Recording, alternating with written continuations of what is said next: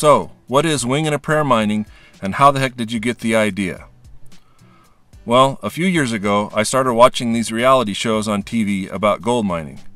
First was Gold Rush, where they showed guys mining in the Klondike with big equipment, digging up tons of dirt, and kind of learning as they went. And then the one that really caught my interest was Bering Sea Gold. If you haven't seen it, this show is about guys in Nome, Alaska getting gold from the bottom of the Bering Sea. Most of them go out on the Bering Sea on sketchy looking homemade equipment that looks like it barely floats. There seems to be two basic types of setups. The big guys use excavators on a floating barge, and the little guys use a system called a suction dredge. A suction dredge is kind of like a shop vac that works with water. It sucks up material through a hose and runs it through a sluice box that floats. The sluice box separates gold from all the rock and dirt. That means that someone has to dive to the ocean floor and run the nozzle to suck up the material. So watching this system operate, I noticed that it only has the ability to suck loose material off of the surface. It really can't dig. Well, right off the bat, I thought, this is stupid. If these guys even had a hand rake or something, at least they could dig in a little and get to better material. The bigger gold deposits sink into soft sand and dirt until they hit a layer that's hard enough to hold it. That's where the big guys are way more successful.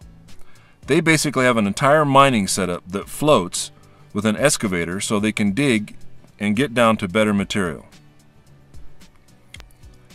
This system uses bigger, more expensive equipment, and the problem is, excavators have a limit on how deep they can dig. When you mount the excavator onto a barge that floats, that lifts it up out of the water. Then, the depth of the water lifts it even higher. So the problem is, the excavator systems are limited to shallow water, and they can't see what they're digging, so they're always digging in the blind.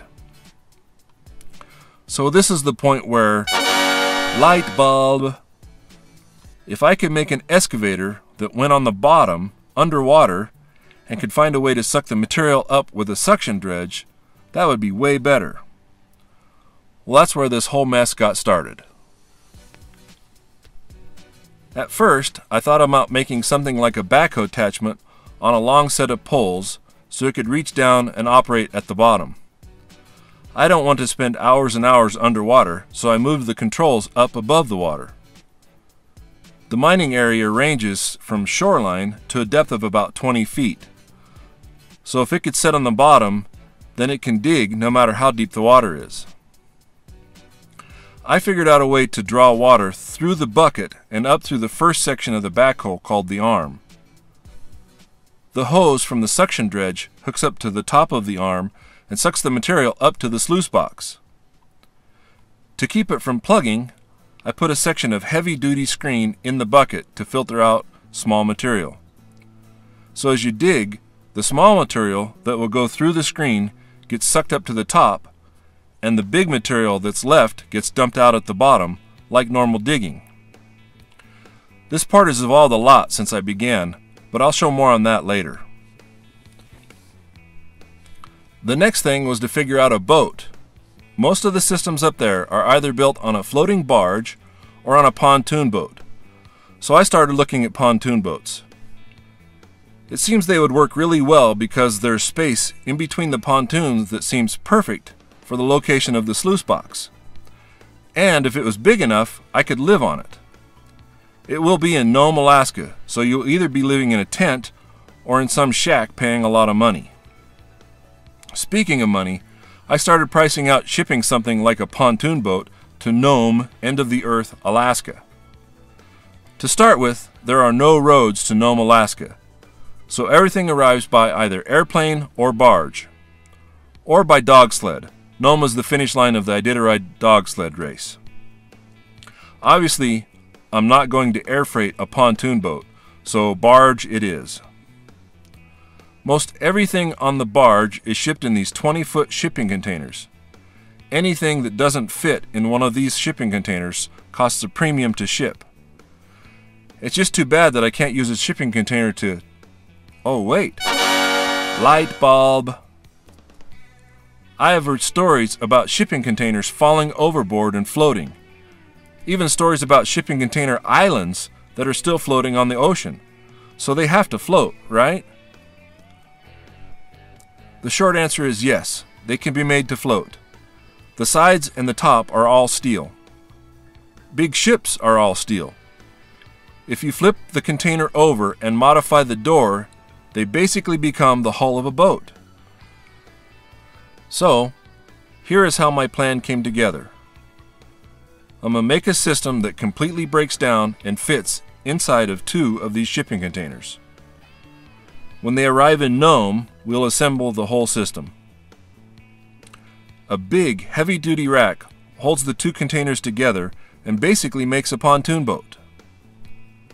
The space in between them is where the suction pump and sluice box lives, to separate the gold from the materials.